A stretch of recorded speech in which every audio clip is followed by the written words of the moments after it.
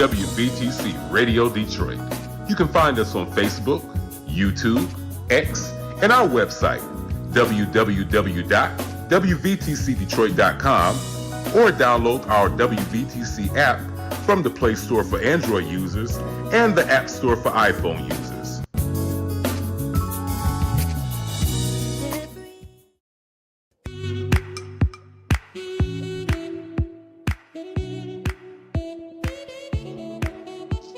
Thank you for tuning to WVTC Radio Detroit and the Community Bell Show with your host, former Wayne County Commissioner, Edna Bell. Stay tuned for insightful information Detroiters will find valuable. Text a friend and tell them to watch with you for news you can use. And now, your host, Edna Bell.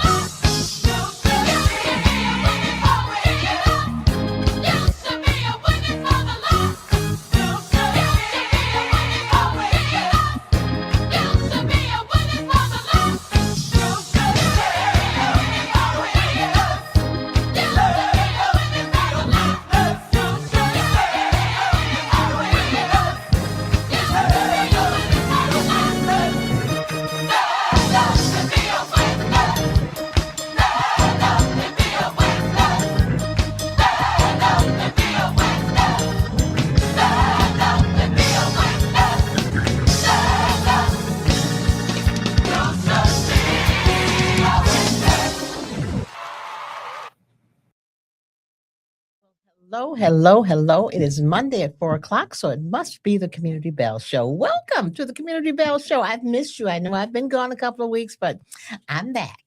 Thank you so much for sending your grace and your prayers on the loss of my sister. We were getting through that. We're getting through that. We appreciate all of you. So I can say Happy New Year because I haven't been here this year. Everybody, Happy New Year. It's been okay. It's been okay, but we're pleased to have you with us as always. It's Detroit, and it's snow outside, and it's cold. But it's Detroit, and we live here, so we're accustomed to that. So it's okay. We know how to act. We know how to dress. We know what to do. So we know when to stay home, and we know what kind of clothes to put on. So we're okay. I have a very special guest today. This young lady I've known for a whole lot of years, a whole lot of years. I probably before she had all her babies, but Yes. I've known she and her husband, a wonderful couple, who have always given back and always been just great in terms of community. But you're going to hear something very, very special today. She is now Dr. Carolyn Carter. She is a genealogist. She is a historian and a whole lot of other stuff. But I'm going to let her tell you about some of that stuff. But the first thing I'm going to ask her, when you say genealogy, what do you mean? Because these people are not going to understand what genealogy really is. So tell them what it is. All right. Well, first, I want to say thank you for this opportunity just to tell people and help enrich their culture. And so, when you're talking about what genealogy is the study of our history, where we come from. And in that vein, we are studying our ancestors. So our ancestors are the people who are no longer with us. So that's the difference between genealogy and ancestry. All right. Got that? Genealogy. She's going to tell you so much that she's going to have to come back because there's so much she has to tell. So, but today, I wanted to talk about how did you get involved in this? What made you decide that this was the field you wanted to go into? Well, I started this journey when I was 5 years old. I would spend my summers growing up in Black Bottom, Detroit with my grandparents and my great-grandparents and my uncles and my aunts. And I learned about who they were. I would hide in the kitchen under the table and listen to the conversation because, kids could not be in the company of adults. That's right. Oh, what are you doing in here? Get out of here. And so my aunt, she would take me to the attic and she would show me the artifacts of my ancestors, the people who are no longer with us. And I became fascinated with who these people were and how they were connected to me. And so many, many years later, as I got older and people got older, I had the awesome opportunity of having a conversation with my great-grandmother and my grandmother at the kitchen table. Wow. So I call myself the kitchen genealogist because for me, that's where all the love, all the lessons, and all the education came from. In the kitchen. In the kitchen. That's where the ancestors sat and they talked and you learned about who they were, what they did, the good things and the bad things. Yeah, yeah. And so that's where that journey began for me when I had that conversation with them and I vowed to my great-grandmother who died in 1993 at the age of 110. Wow. She was the youngest of 21 siblings. And I vowed to her that I would research and find her siblings. She had 21 siblings, but she only knew 13 of them. The other ones were sold to a different enslaver. Oh, wow. And so that started for me. That journey started to me. So I started, emailing archives and sending letters that before Ancestry and all these other databases became popular. And of course, it was not very educational and I didn't get a lot out of it. And so once the databases became available, I really started researching and just opened a door for me in learning about who they were and what they did and how they lived and how they died. And so that was my journey. And as I began to dive deeper and deeper into this, people were like, can you find this person for me? Can you find that person for me? And so I began doing genealogy for other people and really immersing myself in the education of it. And as I got a master's in history because I wanted to become more scholarly. And then I got my doctorate degree because that's important as you're doing this research to let people know that you have the credentials to do the scholarly research. Yes. And so that was the journey for me. And it's interesting you mentioned Black Bottom because that's where my grandmother lived. And then we would go down there on weekends. My parents would take us down there, but my grandmother was a little bit different. Grandma Lily ran a juke joint. Okay. and so she had the card games and the going in the back and the fried chicken and the ribs going out and on the back porch and so mother would not let us go down to Grandma Lily's house all the time. And we could never stay at Grandma Lily's house overnight. That was absolutely unheard of. But Grandma Lily, you still learn a lot. Because you learn, again, you couldn't be in the kitchen. You knew it was there, but you had to stay up front. You could not be back there where all the goings on happened. But Grandma Lily was quite the one. And as they said, better be careful. People be careful because Grandma Lily would cut you. Grandma Lily didn't play. I said, all righty then. And so my father used to say, you like your grandmother. You leave those kids alone. I said, well, now. You know, our ancestors, they lived colorful lives. They did. And, you know, and I tell everybody, no matter what they did, good or bad, they survived it to get to us. And we are here to tell the stories. And we're here because of them. We are here because they were so strong. Yes. They were so strong to get through some of the things they went through. Yes. That's why we have been able to survive. That's right. And a lot of that blood, that strength has come through us. And the goal is now to pass it on to our children and our grandchildren and all of those young folk who need it. And that's one of the things that I want everybody to do is talk about your history with your children. Absolutely. Because they don't know. And they certainly won't get it taught in school. No. And so we have to share the story. We have to share the journey and let them know about their grandfathers and their great grandfathers and how they got to where they are. And so I tell my grandchildren now, I wrote this little piece to give them the history. Well, you know, stuff happened during the holidays. I had one of my dear sister passed, so we didn't get a chance to give them the history. But it's waiting for them when they come home in the spring, and they'll get the lesson again about their grandmother and their great grandmother and their grandfather and their great grandfather and why they were able to do what they did, and why you don't know how strong you are and why you're so strong. Well, let me tell you why you're so strong.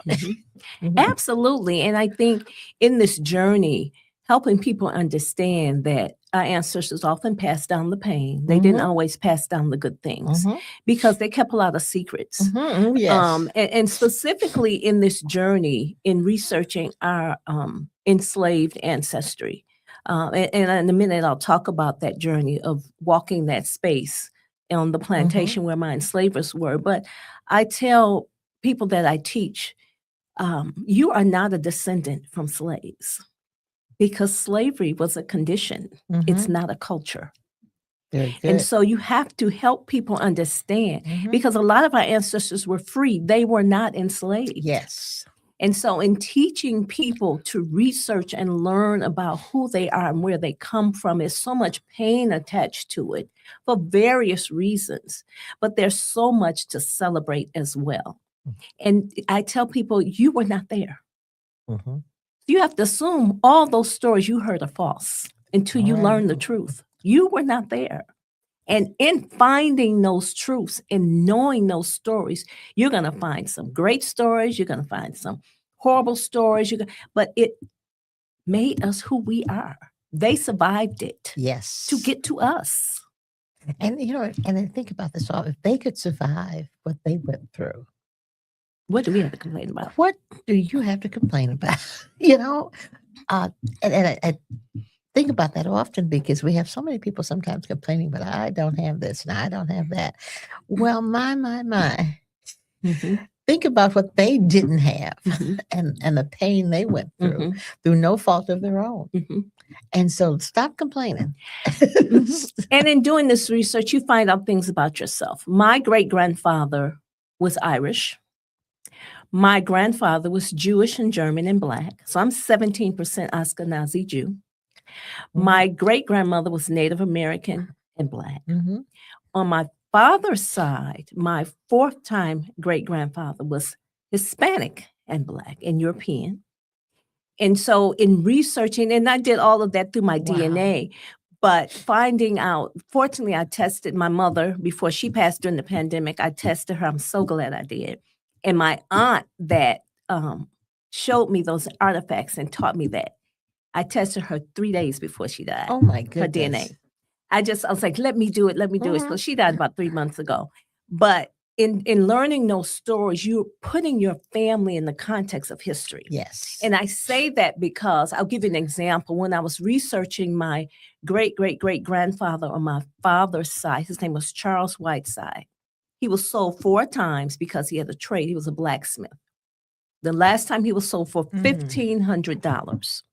And as I have a cousin, And named that's a small fortune in those Yeah. days. I had That's me and my quite- cousin yes. Cassie are researching him, and she's done a lot of work in that as well. And we went down to Tennessee this past summer just to see where he lived and everything. But his story was, when I was in DC, I was researching his military records. Mhm. And this is something, as you're researching these records about your people, you've got to go to the repositories where people were, where they Yes. lived, the library, the small little archive in the town. You can find some things online, but you're going to have to get out of your chair and go to And where they were. Mhm. You're going to have to that's do that. interesting because the place where my parents came for my mother Mhm. burned. And so the records were all burned up. It was in the courthouse. That's Mhm, where they mhm. kept things in. And I'm trying to figure out where else might I Now, be where able was to- that? Arkansas. Okay. hmm Okay. No, back up. Alabama. They Okay, were I'm with- gonna they were from ask you a Alabama initially, and then they moved to Arkansas, but the Alabama was the initial. Then there's an enslaver story about that. I'm going to Mhm, ask you okay. about that in a Mhm. second. But as I was researching him, I went to Washington, D.C., and I went to the National Archives because I was trying to find his military record because I knew he served in the Mhm. Confederate. He served in And- the Civil War, Oh, wow. but he served in the Confederacy. Confederacy. And the Okay. reason he served in the Confederacy because he went to the Civil War as his enslaver's son's slave. And they directed them what to do. Yes. And when Mhm. he came home with him. But as I was researching him in the National Archives, and this person kept coming up, his name was Lafayette Whiteside. My ancestor was Charles Whiteside. Okay. And this gentleman by the name of Lafayette Whiteside kept coming up, and I'm researching, and the archivist is seeing me, and he wasn't giving me any help. Mm. And he finally came over, he said, I didn't want to tell you this, but your ancestors served in the Confederacy. I was like, why didn't you tell me that like an hour ago? Yeah. Like, you what- want to tell me? Like, why were you, what I was going to It's beat you all- up or something? Why do you want to You tell can't me? change it. Yeah, and so, and his record was associated with his. And so I found out that he had served because he filled out a pension application. In historical and genealogical research, a pension application was just an affidavit to your character. Oh, There was no city county building. okay. There was no registered records of records.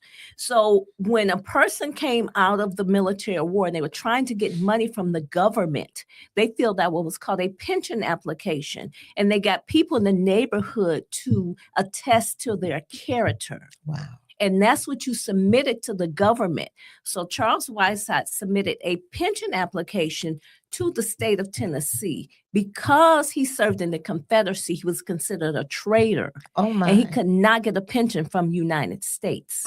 Is that something? So he finally got Mm. $85 from the state of Tennessee in Mhm. his 80s. Until he died. He was 103 when he died in Detroit in March of 1939. He had 10 children. By the turn of the century, he only had 3 left. I'm a descendant of one of those 3 because they had all died from diseases and Mhm. things like that. But yeah, he had a skill. He was the only blacksmith in town. When he was 8, the enslaver sold his mother and his brother to a Texas slave trader. So we've traced them and we found them in Texas. So it's been an interesting journey. Wow. That is just doing so that. incredible. Doing that research and finding him. But as we were talking about the ancestors and researching them and trying to find them in documents, we must remember that a lot of these documents, they were either witnessed later or they were delayed documents because they weren't available Mhm. to the regular person. And I'll give you an example. My grandfather's birth certificate was witnessed by my great-grandfather. And I know that's not a firsthand document because he was not there when he was born. Ah, wow. His father-in-law would not have been there when he was Mhm. born. That's And right. so it was a delayed document. And many states use delayed documents because our ancestors, when they came to Michigan during the Great Migration, they came up here for employment and they Yeah. had to have documentation. And so many of them got what was called delayed documents. And so when you're putting your family in the context of history, when you're researching, you got to find out what documents were available during that time in Mhm. that state. What did they have? Social Security cards only came out in the 50s. Okay. And they went to men first. Mm-hmm. Mm-hmm. So a lot of documents that we have now, they're missing and they're not giving the true information, like our census records. Yes. The first 5 census that started in the 1790s were taken by the United States Marshals. So we know Black people were afraid of the police. Oh, absolutely. So Absolutely. they would did not give up information. Census takers got paid 2 cents a name. So if they went to your farm and you were not home, they asked the little lady down the street, who lived there? I think that's Aunt Betty and Mr. Foots. That's what they would put on the census document because they didn't know. What was their occupation? Well, I think she was one of them girls of the night. Prostitution, that was her job. That's what they would put on the census record. And so a lot of our documents you can't use as primary sources because they weren't told by the person who actually gave the information. And if you were visiting a farm or working as a sharecropper on another farm during the time when the census taker came, they recorded you as living in that home. Wow. Because they got paid a penny a name. Is that something? Yes. And so document things like that, when you're looking and you're researching and you're trying to find your ancestors, there's so many things that can create roadblocks for you if you don't understand that you're putting your ancestors in the context of history. And you're learning about history as you're finding them along that journey. My. That is just incredible. And just the information I found about my parents, came from a census and came from census documents. And I found, found them online through Ancestry and all that kind of good stuff. And it was the census documents that I found it on. You would be surprised when you're looking at a census document. So they are document. not as they're not accurate. They're not. I remember when my husband's brother died, and we were sitting in the sanctuary after the funeral, and his father and sister were having a conversation about their father. And so he said, well, Daddy said that he was adopted. And she said, who told you that? Oh, wow.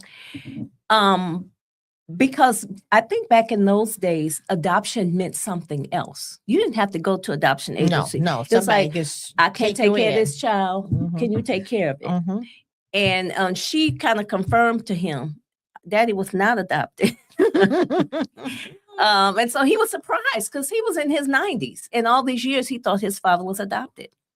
Isn't that something? And so our ancestors, some of the stories that we learn about them, it's just an interesting journey. I was researching, I had an aunt. Now, this is a dark story. Oh, well, we've all got some dark stories. I had an aunt who, she killed her boyfriend's girlfriend. Okay. She caught them anyway. Yeah. And so this happened when my mother and them were young. And so I wanted to find the actual transcript. And so the process that I took for that was, first I asked my mother and our aunts, when did it happen? I don't know. We were little. I was like, that's not information for me. How am I finding that? So I kind of used math. I said, okay, how were they when they were little? So I did like a 10-year span of when I thought my mother and them were little. Yes. And could have understood that. And then I went to the Burton Historical Collection because they have a huge repository of genealogical records. And so I went looking for the original court transcript. But because I knew she was a prisoner in the Detroit House of Correction, the HOCO. So this happened here? Yeah. Oh, wow. Okay. I knew she was in the HOCO. She was in it for 10 years. Oh. I knew she was in Jehoco. You know, bitch in Jehoco, people don't know what we're talking about. Detroit House of Correction. It was a prison. Those of us in Detroit. No. But when you mentioned Jehoco, they said, well, what's Jehoco? Detroit House of Correction. Yes. Yeah. And you're going to get sent to the HOCO if you don't stop acting up. And it sat right in Detroit. Yes, right in Detroit. I think it was in the area where Eastern Market in the Shane area. That's where Jehoco was. And so I went to Burton Historical Collection and I pulled up the prison records because I knew she was a prisoner there. But then I found out, okay, she was married. So I had to look for her married name. And I found her. You did I found her in the prison records. So that was the second step. Finding out the time frame, then finding the prison record. So once I got the prison record, I could go to Lansing and pull the original court transcript. Oh my. So that was the process I took because I wanted to learn the real story and what happened. So what was the real story? Well, she did kill her. Okay, we did know that.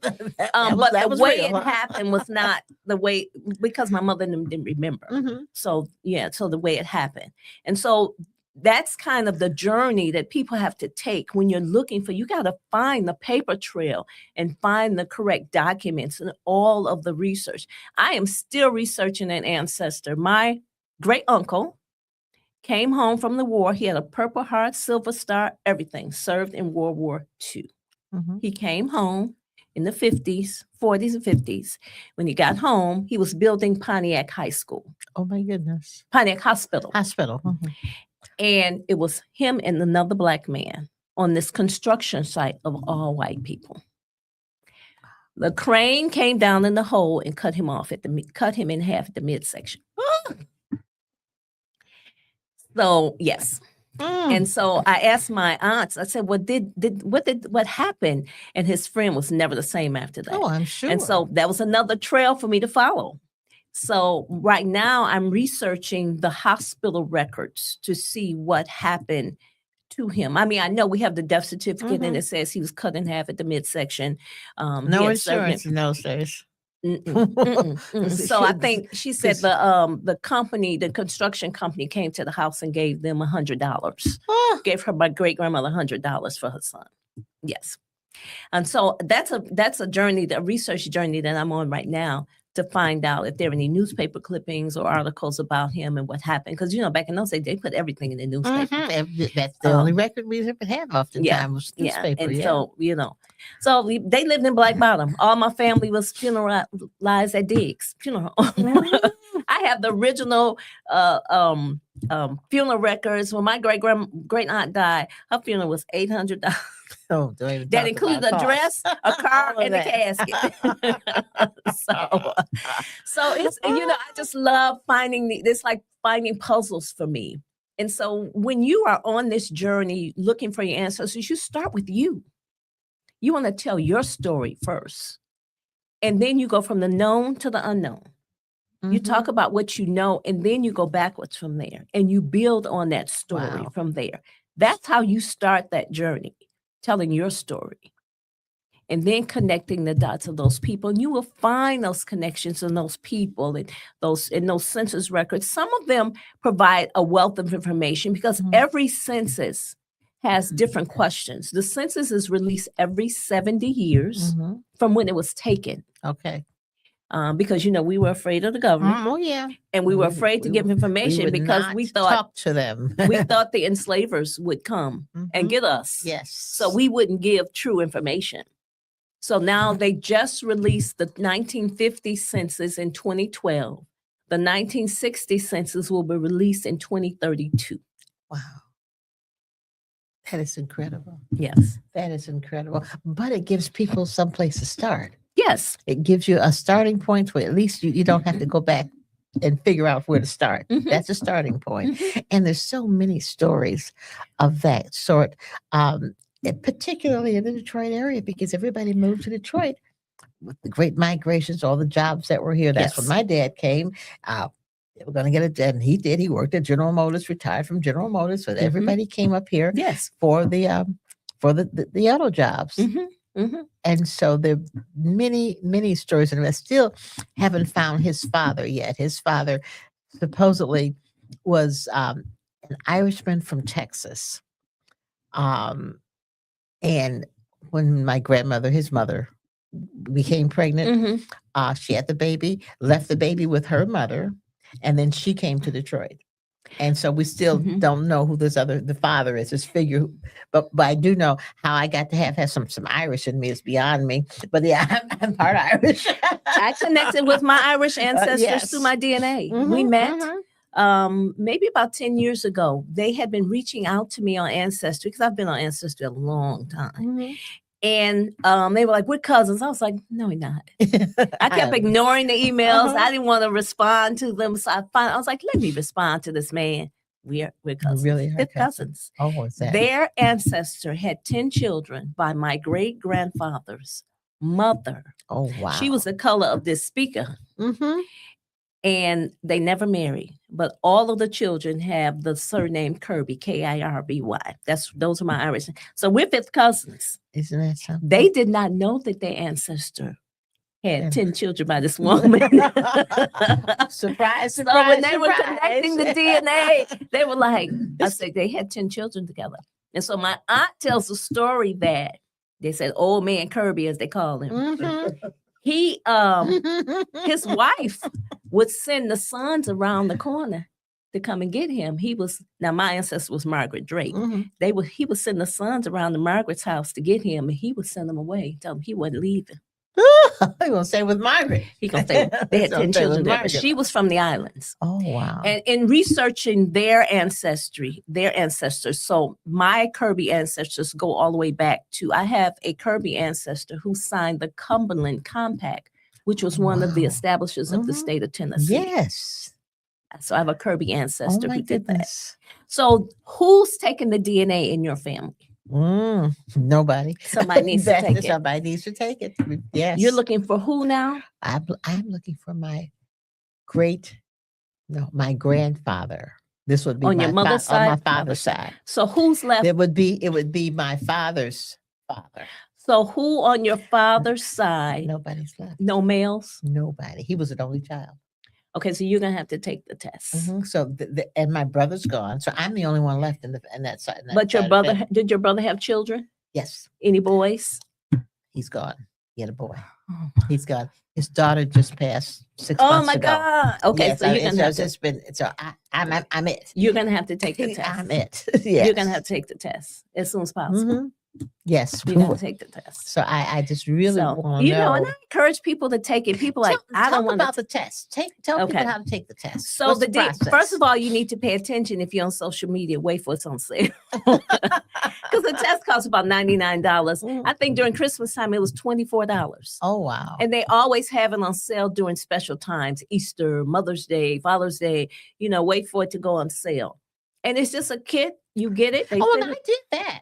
You have you took the DNA, I took the DNA test through For Ancestry. Ancestry? Through Ancestry. but then you good. So I just have to. So you we have have to to go sit back. and have a session. Yeah, because I did do that. I did Yeah, that we several have to- years ago. That's how I found out. You know, all this other stuff Yes. about my father and who he stayed with my Yes. grandmother. No, he stayed with my great grandmother, and and there's somebody else in the house. I said, I don't know who that person is. 'Cause my mother and my father stayed there, and then there was somebody else who stayed in the house. We'll have to have a meeting. That would be one. That We'll would have be to have a wonderful. But I session, did do And then the we can reveal ancestry. our results out here. I on- did. Yes, I would love to do that. I would Yeah, love we to be have able to. to We find have to that. do that. Mhm. Yeah, And but that DNA, you know, people are, you know, I don't want the government to know. I was like, look, when they you were know born, anyway. They know didn't anyway. the government take your blood They know through your what they- umbilical cord? Mhm. So you know, Anything they want to know about you, they know. they already know. So let's not pretend that Yeah. it's Anything something. you want, you know, nothing is and hidden. when you create your tree and put your information out there, you can make it private. You don't have to make it public. Mhm. You know, mine is private public At because this I point in time, make a I've lot been of my public for so connections. long. It might as well. It won't hurt. Yeah. So we'll have to do it. But for anyone else who wants to take that test, I would encourage you, if you're looking for a male, the male DNA went through the entire line. Mhm. Your mother's DNA stuff. And in the DNA, where I'm not a geneticist like Mhm. that, but I do know a little bit about the DNA But test. my brother had a son. His son passed, but his son had 2 boys. One of them should take it. So okay, so I could have okay. Yes, very one of them good. should take it and you should take it. Mhm. Okay. We get 25% of our DNA from our mother and father, but we Okay. get a mixture. Mhm. That's why you and your siblings have different DNA. Okay. They may get a stronger connection than you. When I tested my mother and all of her sisters, because she was the oldest, the closest you get to the ancestors, the better the results. So Okay. because she was the oldest, her Native American DNA showed up, where Mhm. her sisters, it did not. Okay. But it's a test. You get it, you spit in a tube, you Mhm. shake it up Yeah. and mail it back. And I did that. I did. That's it. I did that several years ago. So Yeah. I'll have to go back and Yeah. see what I can find from that. Yes, I'll have to do that. Now my nephews, they're two. My brother's sons, Mhm. as he had, and then his daughter has a son. The nephews from him. For nephews from him Yes. are the ones that okay. Yeah. Have one Okay. of them take it and you Okay. take it. Okay. That would be Uh, great. Yeah. And it will connect you to that would person. be great. Now, on my mother's side, there were 17 of them, Wow. and they're all gone now. Hmm. But I would love to. I know most of them, Mhm. but there are a whole lot of cousins, I'm sure, on that side that I don't have a clue. Well, you said Alabama, right? Mhm. So let me mention a story Well, about it's Alabama. and Arkansas, because they originally were from Alabama. Well, let's start with Alabama. Mhm. Okay, you know the story of the Clotilda slave ship? I've heard that. Say it. So the Clotilda slave ship was a slave ship that went over to Benin, Africa. The captain of the ship bet some of his friends, this was after slavery was abolished, that he could go over to Benin, Africa, and bring back some enslaved people. And so he did. He went to Africa and he brought back 300 enslaved people. They docked in Mobile, Alabama. Because it was illegal, they were intercepted and they burned the ship. The people were dispersed everywhere. That town is called Africa Town now. It's still there. I just visited that town last year. Africa Town. I have friends in Mobile, and I went to visit them, and he said, well, I want this young man who is the executive director of the Africa Town piece, and I want you to meet him and take a tour. And I took the tour of Africa Town. Yes, I did. Yes. That story was discovered by Zora Neale Hurston. Yes. Yeah, in the 30s. The book that she wrote, Baccaroon, in the 30s, they took off of the shelves because they said it was too controversial, and they re-released it in 2018. The audiobook is phenomenal. You have to listen to it because it's his original dialect, and he's talking about being stolen from Africa at the age of 8. Wow. And everybody in Africa Town is related to those enslaved people who was on that ship. I'll be darned, but because I had never heard of Africa Town until he mentioned it to me, and the guy who took us on the tour, he was so animated. He was so good. I mean, he was, and it just so happens that his father was a doctor in Africa Town, and he showed me his father's house, and that was years ago. And now he is back, and this, the world is so small. His wife is married to the young lady who used to be the president of DTE's foundation. Oh, wow. Here in Detroit. I mean, just it is very small. It is. But yes, I had a chance to do that. And there's so many projects and stories right now. Faye Nelson, that's her name. I know Faye. Yeah, well, this was her son-in-law. Wow. Who was the executive director of this organization, took me on this tour. He was phenomenal. Okay. Yes. Yeah.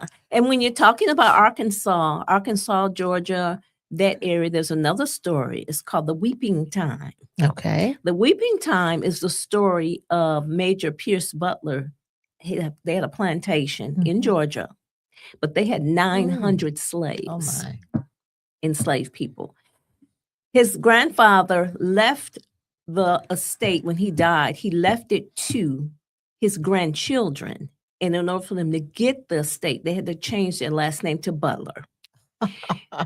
He left them, but of course the son was a gambler, and he gambled away half of the plantation, so he had to sell half of the slaves. He sold 450 slaves. This is known as the largest enslaved auction, and people from all over the South, enslavers came all over the South to buy those people. And it's called The Weeping Time because it was raining that day. Couples were trying to get married so that they could be sold together. People were crying, so they called it The Weeping Time. Oh, and in that book, children away from the parents, all of that. In that book, in the back of that book, they list some of the surnames of those enslaved people, the people that they kept on the plantation. Now, my husband's family, he's a butler, so he's connected to that plantation. When I was researching him, this is the first time I found on his 4 times grandfathers on his mother's side, he indicates on the census that his mother was born in Africa. Yeah. And so as we research and talk about our ancestors and these people who are connected to us, we must know and understand that the rich lives that they lived and the things that they did it's like it's like the the storybook of Hansel and Gretel. The breadcrumbs that they left for us are there. We just got to find them. Wow. We have to find them. And I'm so passionate about this because I think everybody should embark upon this journey in learning about who they are. Because sometimes it's a healing. Yes. And as I walked that plantation during the pandemic, my mother died at the beginning of the pandemic, and I was just tired of being in the house. And I had been communicating with my enslaved descendants. Wow. I connected with them, and I reached out to a family member, and he said, you need to give them a call. They still live on the plantation. It took me 3 years to call them. They still live on the plantation? It took me 3 years to call them because I did not know what they were going to say. This was an emotional journey. Painful. Were they going to reject me? What would they say? What would I say to them? And I finally got to the point. I picked up the phone. I was like, my name is Carol Albert Carter. I think your family own mine. And so they laughed. But we had been communicating. So they invited me to the plantation during the pandemic. So my husband and I went because he has family in Tennessee. So we went down there. I said, okay, let's drive up to the plantation. It's halfway between Nashville and Memphis. Okay. In Brownville, Tennessee. So we went and I got there and they were very welcoming. I got to walk this. I couldn't enjoy it because it was during the pandemic. Yeah. They didn't have on masks and I did. But so I couldn't really feel it the way I wanted to feel it. But it was there. The plantation house is still standing. So we toured the house. And is it one of the big plantation houses? It's a big house. It looks like one of the houses. Pillars, the ones that you see in the movies. And they took us to the cemetery, and and I had my folder with all my stuff because I'm like, I'm gonna prove to them this. And, then I start asking questions. My husband was like, shh. I'm like, look, I might not get back here. I need to ask everything I need to. Came all this way. So I'm like, this. Where's the black people buried? So my husband's like, really? I'm like, I want to know where they're buried. But we don't know because they have 1,000 acres of land. Wow. The chimney that they built is still the same. Now, she had told me a story, which she recounted, or she couldn't remember, that, during the Industrial Revolution, in enslavers, you didn't cook in the home. You always had a cabin outside the home to cook, where they cooked the food. And so the cabin was there. And so she told me that her grandmother told her that after enslaving was done, they put the cabin on slacks and tacked it onto the back of the house and made it an addition. A kitchen. I was like, they didn't make enough money with cotton to do that. And so when we got there, I asked her about it. She's like, well, I remember that. I was like, oh, she'll admit it now. But they still have cotton. So I'm like, oh, y'all still got cotton? Who harvests your cotton? With this boy in town, I was like, is he black? She was like, they were like, no. She was like, no. I'm like, I'm asking everything. And Mark was like, you want us to get out of here safe. You want to stop asking questions. And so we went in the house and we were talking about, our families, and they showed us the bedroom. It was like a 4 feet off the floor bed that only had been moved one time. It was original to the house. And come to find out, her brother and I are double cousins. Oh. He has my mother's surname and my father's surname. I said, we're double cousins. And so that was interesting. So I left them with a binder of stuff. Oh my gosh. I'm like, here's everything, all the research I've done, so you guys will know who's who and what's what. And so it was interesting. We have since lost touch. I don't know. I think maybe they thought I wanted land or something. I don't want to move down there. I'm not going to Tennessee. But yeah, so that was, it was interesting to be in that space and to walk that land where my ancestors lived and died. And I know they're buried there somewhere. I just don't know where. But it was a journey. Oh my gosh, I can't imagine. It was a journey. Oh, it was a journey. That is incredible. That is absolutely and then I learned about who they were. They went from Scotland to Virginia to Pennsylvania to North Carolina to Tennessee. After the war, they gave those white soldiers land to harvest. And so he took his lot of enslaved people, which included my ancestors, and moved them from Caswell County, North Carolina, to Haywood County, Brownsville, Tennessee. Wow. Oh. Yeah. Tina Turner's ancestors were in that same area on that plantation.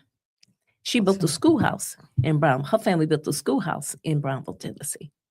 Oh my goodness. Mhm. It's just so incredible to hear. Just the stories, Yeah. stories. Oh my goodness. It's incredible. It is wonderful. I am so glad you were here. I'm enjoying it. I can I'm talk. so I love glad. talking about the ancestors. Oh, well, I'm telling you, well, you're going to get another chance because I'm going to have you back. Okay. Before we finish, so I want to you to talk about the other things that you're involved in. Oh, wow. But particularly the Underground Railroad. Okay. And Wayne State. So Okay. Well, the Wayne State that's genealogy. I'm Okay. doing a genealogy session for them. But as an Underground Railroad historian, I kind of stumbled upon this maybe in 2010, and I wanted to know about these people. You know, in school, they only taught you that Frederick Douglass and Harriet Tubman. Those are the only Harriet ones. Tubman never came to Detroit. Frederick Douglass did March 12, 1859, when John Brown came here looking for money for Harper's Ferry. Okay. But all of those sites down in downtown in the river, like where our Michigan Central Railroad station, the new one, sits, that was not the original Michigan Central Railroad. The original Michigan Central Railroad sat on the Detroit River where the Riverfront Apartments sat. Wow. That was a site of freedom. And many people rode those trains and came to Detroit because they knew Detroit was freedom. And now is that where they also went on to Canada? Those who were going to Canada went through there to Canada? Yes. April 7th, 1861, it was called the Great Chicago Exodus. Really? Dr. Larry McClellan wrote about this story. He's the expert on this, but I do know the story. The city of Chicago decided it was an incident, and they decided they were going to send all of their Black people back to slavery. And so they boarded trains coming to Detroit. The brothers, George the Baptiste was in Detroit. He was an abolitionist. His brother, Richard the Baptiste, was in Chicago. They shipped the entire congregation of Zoar Baptist Church to Detroit via the railroad. Oh my. And they came to Detroit and they got off the Michigan Central Railroad because Michigan Central Railroad not only had trains, they had boats. And they came here, and many of them stayed in Detroit, but a lot of them went across the river to Canada. Because Canada was freedom. Yes. And so I've done a lot of research into that, written many Network to Freedom, National Park Service historic designations that have been. Wayne County Community College District has 2. One for their programming, because we did so much extensive programming around the Underground Railroad movement. Yes. And the other one they just got in 2024. There was a foundry, a Michigan Central Railroad foundry that sat where Wayne County Community College District sat. It's called Jackson and Wiley Foundry. Wow. It was a white man and a Black man, and they were abolitionists. And they had many freedom seekers in the foundry before they could escape. Oh, isn't that amazing? I'm telling you, I'm loving this. I'm loving it so much. You got to come back. I will. You have been listening to Dr. Carolyn Carter, genealogist and historian, talk about all of us, because this isn't just about her. This is all of us. Yes. We all have similar stories in our families, but what we have to do is make sure that we take the test. Know where you come from. Know who your family really is. Take the test. But in the meantime, we're going to thank Dr. Carter for being here. And she's going to come back, everybody. I know you're going to call me and say, when's she coming back? She's going to come back. I will. She's going to come back and talk more about this and give us some more. I love the stories. Give us more of these wonderful stories. We all need to know this. We need to know this. Be sure you listen for her next appearance on the Community Bell Show. We have had a wonderful time. Thank you so much. Thank you so much. Okay, folks, next Monday is February 2nd. First week of African American History Month. You know, we don't celebrate African American History Month around here just in February. We do it all the time because it is our history and we are it all the time. So know that the celebration for everybody else starts next Monday. Yes. But we're going to celebrate it all. We celebrate it all year long, everybody. So we're going to have her back in African American History Month to talk some more about it. Thank you so much. Okay, folks, we'll see you next Monday, 4:00. This has been the Community Bell Show with our special guest, Dr. Carolyn Carter, genealogist. Thank you. Take care. Have a great week.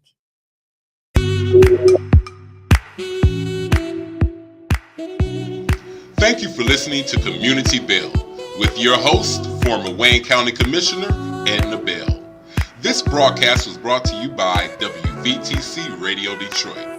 You can find us on Facebook, YouTube, our website, www.wvtcradio.com, or download our WVTC app from the Play Store for Android users and the App Store for iPhone users. If you've enjoyed this broadcast, tell a friend to tune in. We'll see you next Monday at 4 p.m. Eastern to the Community Bell Show, right here on WVTC Radio Detroit.